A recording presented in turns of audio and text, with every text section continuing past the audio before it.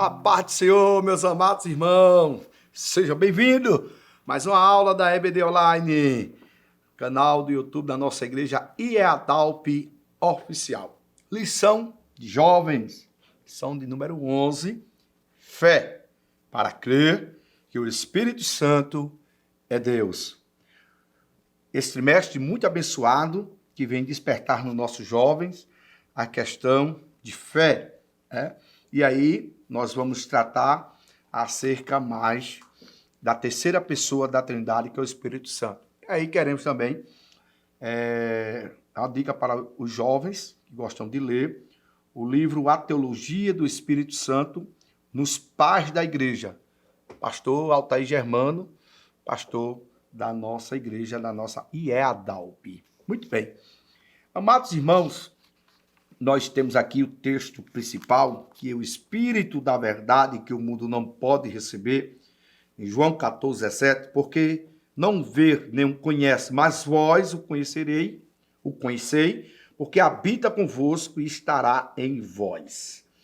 E a gente sabe que a lição, no seu resumo, de somente por meio da ação do Espírito Santo, o ser humano pode reconhecer o pecado, assim também como a justiça e o juízo divino. Muito bem, nós temos aqui texto, a temática principal sobre crer no Espírito Santo, que é Deus, né?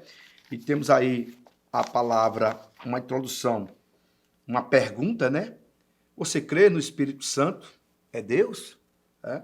É importante os caros professores sempre também iniciar sua aula com a indagação, com a pergunta, né? Fazendo essa dinâmica para que as pessoas, os jovens, venham também participar e trazer uma dinâmica na aula.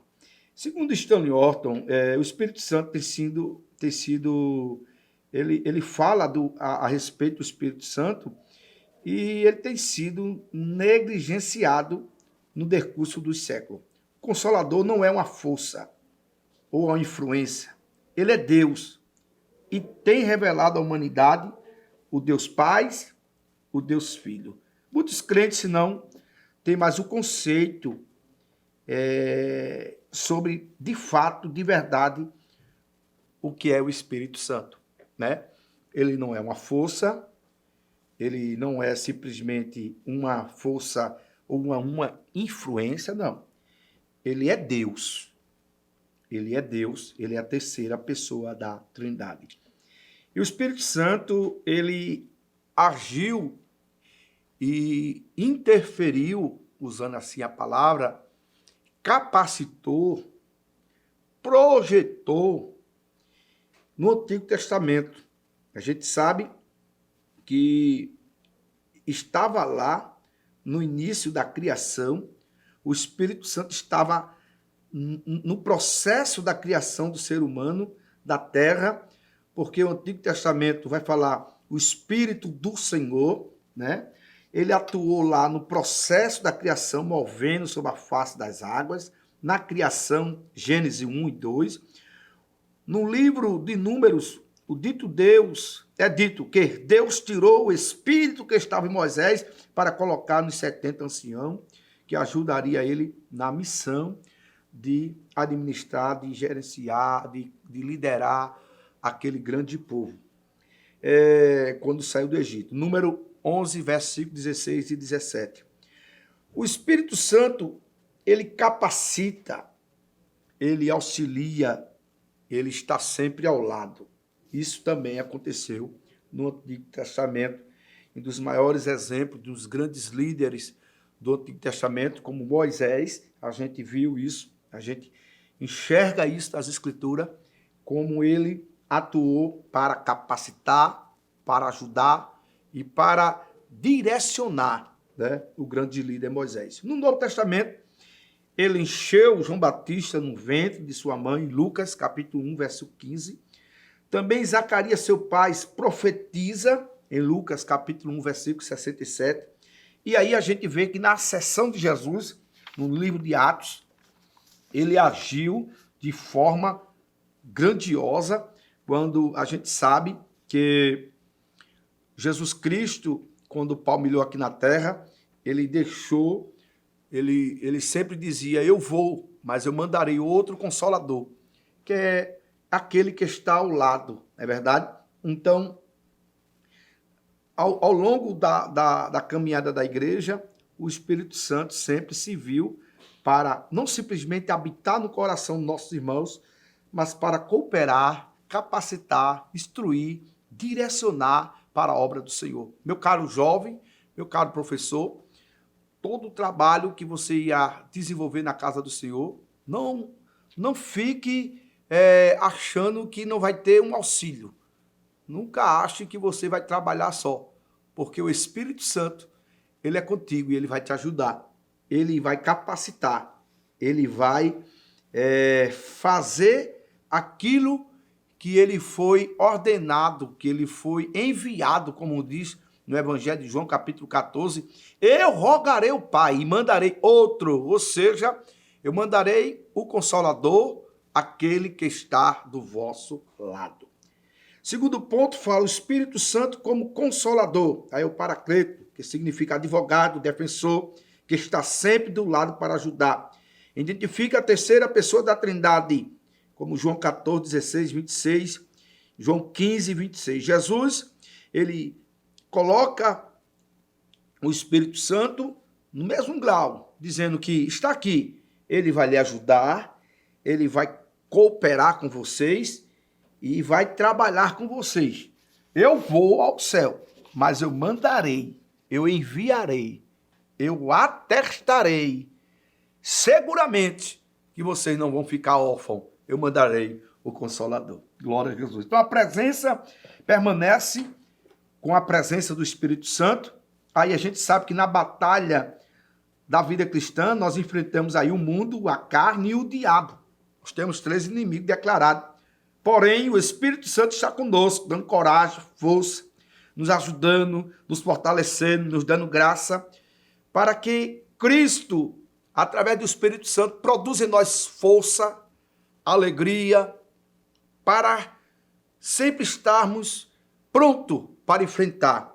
E Paulo, quando escreve aos Efésios, capítulo 6, versículo 10, ele diz, não demais, irmão meu, fortalecei-vos no Senhor e na força do seu poder. E aí ele descreve, né, toda a armadura que se encontra disponível para nós como cristãos, para vencermos esses dias difíceis que vêm para tentar desvincular a igreja de Cristo, para tentar desvirtuar, para tentar trazer para a igreja um desânimo, uma descrença referente à vinda de Cristo.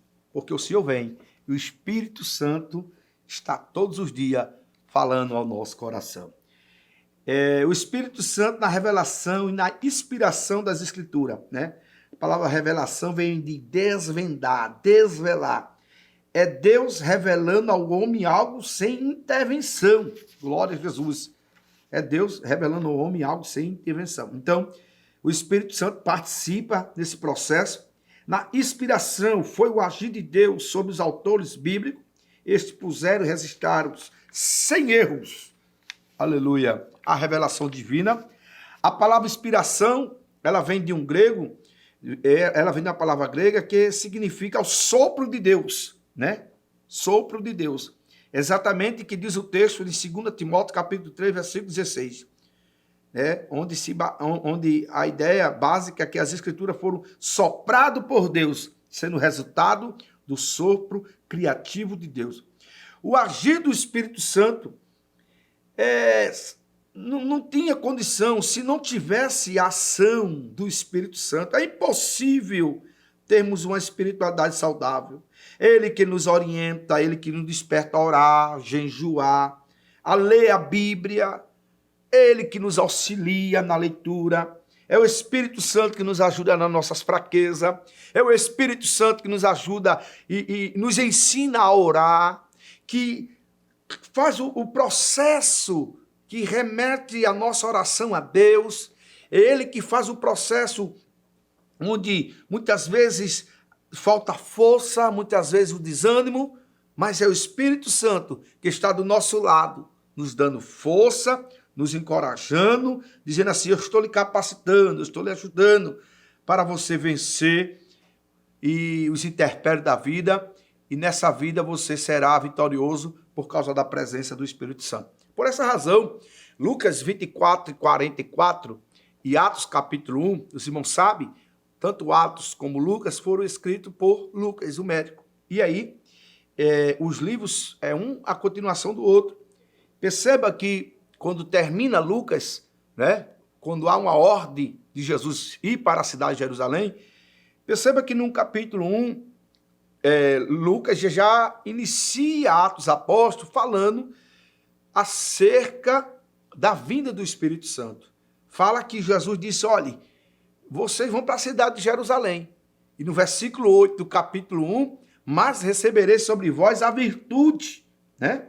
A virtude. Aí já fala que há de vir sobre vós semeei testemunha, Jerusalém, Judéia, Samaria e até o confim da terra. Ou seja, é um revestimento de poder para que possamos produzir, trabalhar e fazer a obra do Senhor com graça, com força, pedindo a Ele o encorajamento é através do Espírito Santo. Então, quando Jesus vai assunto ao céu, como narra Lucas no capítulo 1, ele está indo, os irmãos percebem que na leitura aparece dois varões e diz assim, por que eles estão olhando para cima? Esse Jesus que está sendo levado, ele vai voltar, ou seja, mais uma vez, Jesus reafirma o compromisso de sua volta, e Paulo escreve em uma das suas cartas para Coríntios, ele diz assim, olha, vós estáis selados. Esse selo é do Espírito Santo, é para o dia da redenção, é o penhor. Trocando assim, para nós, Paulo estava explicando assim, aquilo é a garantia, que Jesus disse, eu vou.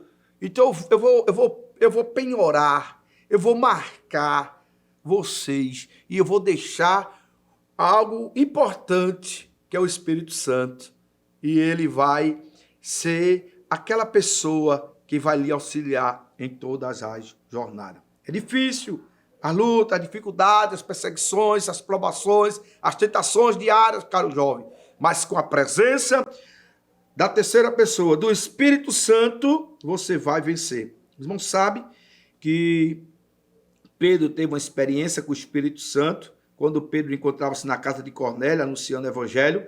Aconteceu em Atos 19, 6, quando Paulo também orou por um grupo de pessoas lá em Efésio, o revestimento de poder e falar em outras línguas. Ou seja, houve experiência com os apóstolos, houve experiência com os próprios discípulos, e essa experiência foi passando. O primeiro mártir da igreja, o diácono Estevão, também estava cheio do Espírito Santo. O Espírito Santo também envolveu o evangelista Filipe para trazer a palavra de evangelismo, para ganhar alma para Jesus, no capítulo 8, lá em Samaria. O Espírito Santo também operou na convenção de Paulo, ou Saulo de Tarso, no capítulo 9, em Damasco. Ou seja, todo o trabalho no início da igreja teve a presença, teve a garantia, teve a ação, a atuação firme do Espírito Santo. O Espírito Santo, conforme vimos nessa lição, é a terceira pessoa da Trindade. Ele é Deus e continua falando, agindo, orientando aqueles que pela fé, entregaram a sua vida a Cristo, permita que ele venha orientar sua vida e a conduza mais perto do Pai. Ninguém testifica que Jesus é o Senhor se não for pelo Espírito Santo. Então o Espírito Santo de Deus, ele opera em nós e ele participa também do processo de santificação, que é o processo gradativo, é o processo contínuo, que um dia nós vamos se encontrar com o Senhor. Que Deus abençoe e tenha cada vez mais a aproximação do Espírito Santo, crendo que Ele é Deus, Ele é que nos ajuda, é Ele que nos norteia, nos orienta. Que Deus abençoe você e a sua família, em nome de Jesus. Que o conhecimento é capaz de mudar a vida de quem lê, a gente já sabe. E que livro você pode comprar em qualquer livraria. Mas nós transformamos 100% do nosso lucro em mudança de vidas, através da ação social, evangelismo e missões. Ao adquirir qualquer um de nossos produtos, seja presencial ou à distância, você está investindo em alguém. Na próxima vez que você for comprar livros ou artigos evangélicos, não vá em qualquer lugar. Vá na Livraria Arca Missionária. Uma nova história começa quando você compra aqui. Agora você pode fazer a sua contribuição através do Pix, uma operação rápida, segura e sem custos. Abra o aplicativo do seu banco, clique na opção Pix e em seguida vá na opção Transferência. Depois é só digitar nossa chave Pix, que pode ser o nosso CNPJ 11 120 490 0001 86. Nosso e-mail contribua@eadalp.org.br ou nosso celular 81 98883 2755. Verifique se a contribuição é para a Igreja Evangélica Assembleia de Deus em Abreu Lima, Pernambuco. Confirme a transferência e depois siga o procedimento do seu banco. Anote nossas chaves Pix para não esquecer. CNPJ 11 120 490 0001 86.